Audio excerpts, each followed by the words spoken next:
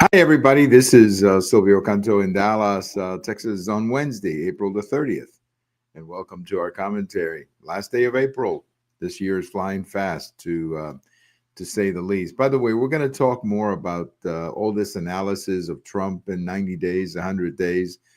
I think a lot of it is just nonsense in the sense that it's tough to measure a presidency in 90 or 100 days, especially when things are in the air and when there are a lot of things in the air that we really cannot measure. The one thing you can clearly say is that he's done a great job on immigration or on the border.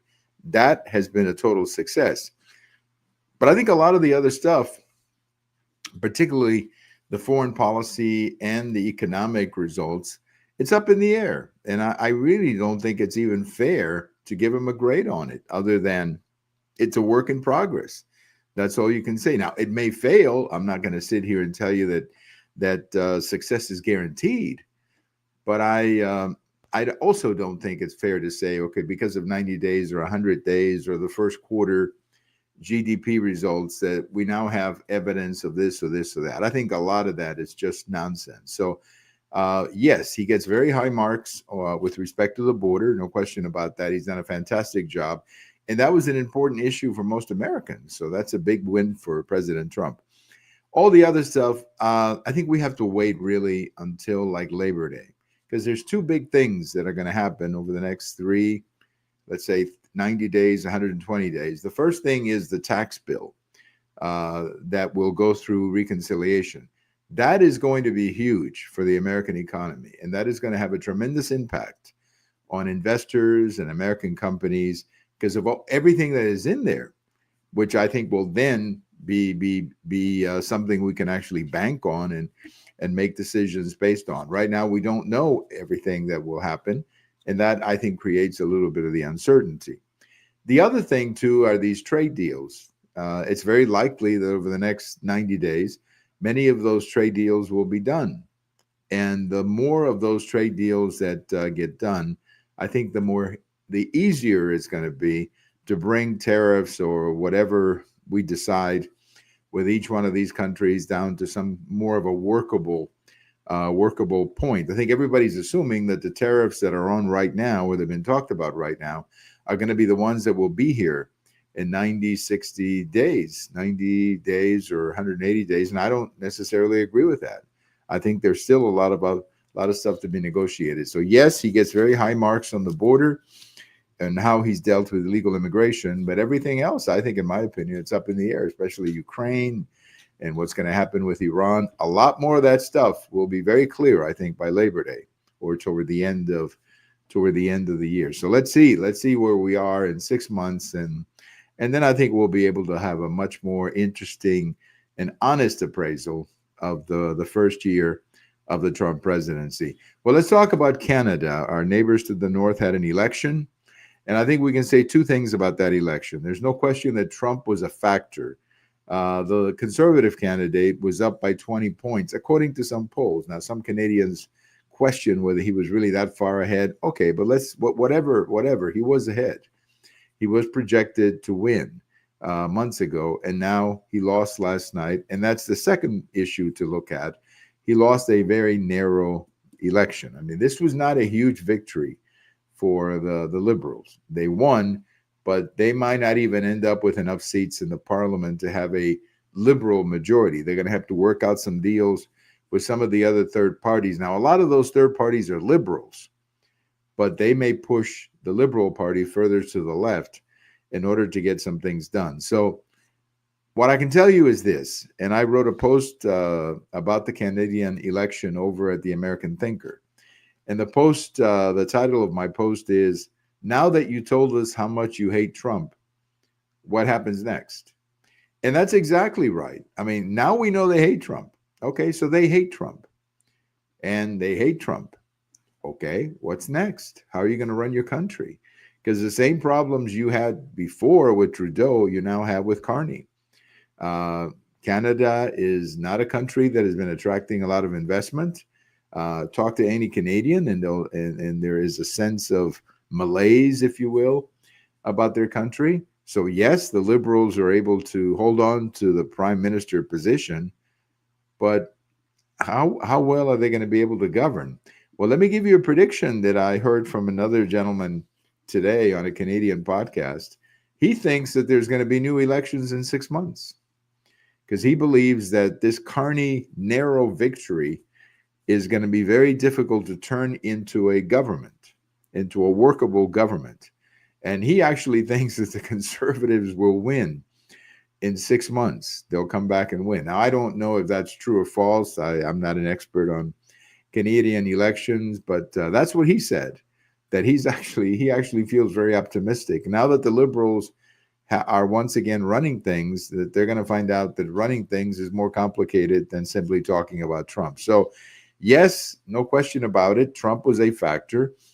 But on the other hand, the conservatives got the highest percentage of the popular vote that they've ever gotten. And if you go to the western provinces, Alberta, the most obvious, Manitoba, Saskatchewan, that's the one I always have a tough time pronouncing, whatever it is, the one that starts with SAS. I love the name, but always a hard time pronouncing it. But if you look at some of those western provinces that represent a lot of resources for the country, that's where the power of the Conservative Party is. And I think they even did better in Ontario than they were projected. So it wasn't a complete loss. It was a loss. Let's not kid ourselves. They lost, but it wasn't a wipeout by any means. And the Conservatives are still going to be a factor in Canadian politics because the Liberals, as I said, are not going to have a governing majority. They're going to have to cut deals with some of these other parties in order to really maintain their control of Canada. But the issues with the United States, the trade issues, the NATO issues, Canada is not paying its share of NATO, for example. I think all of that is still outstanding and has to be addressed by the new government. Something else too that I heard from a Canadian economist is that Canada has a problem with productivity, that it's not a country that is being very productive at the moment. And that, of course, means that they have a hard time attracting investment when that happens. So watch out for things in Canada not to be as calm, cool, and collected as I think the Liberals want you to believe. It's going to be rough riding. It's going to be rough riding for Prime Minister Carney, who I guess is going to visit the United States sometime soon. I've got a post coming out tomorrow. That would be Thursday, talking about the media and this Biden situation. You know, if you've been watching some of the media here lately, they're writing a lot of books about how they missed the condition of President Biden. You even have some admitting that, hey, we blew it. But what you don't have is somebody actually saying, hey, we blew it. We missed it on purpose. Because I think a lot of them actually did miss it on purpose. And I think a lot of them just didn't want to see it and didn't want to report it because they did not want Donald Trump to benefit. And I think that was at the core of why they covered the story the way it was. They didn't want to benefit Trump. And I think that's what's hurting them with the American people. That's why the latest Gallup has them at 30% when it comes to the public having trust in the media.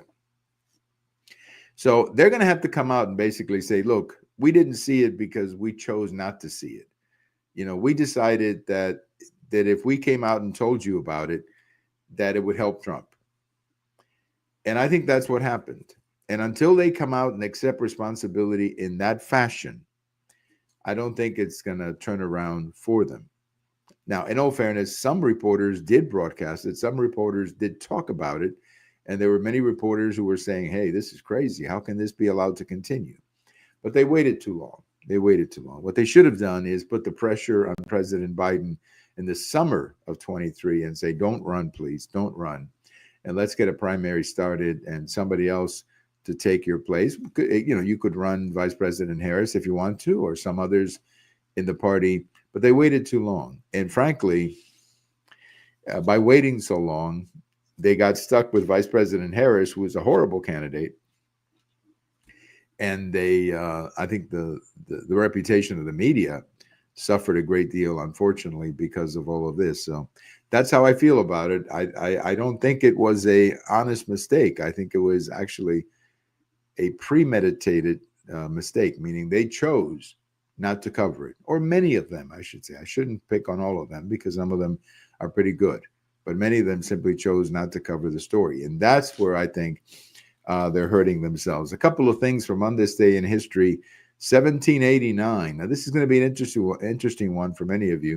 1789, April 30th, 1789, George Washington was inaugurated as the first president of the United States. The Constitution was approved the year before. The process was set up. There was an election in November, or actually, maybe not in November. I think it was in January.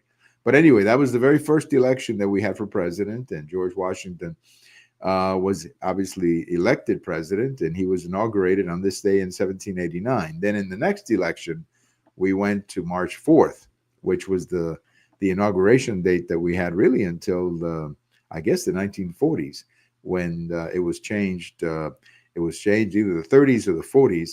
We used to inaugurate our presidents on the 4th of March. So the election was the first Tuesday of November. And then you had all this time to wait for the new president.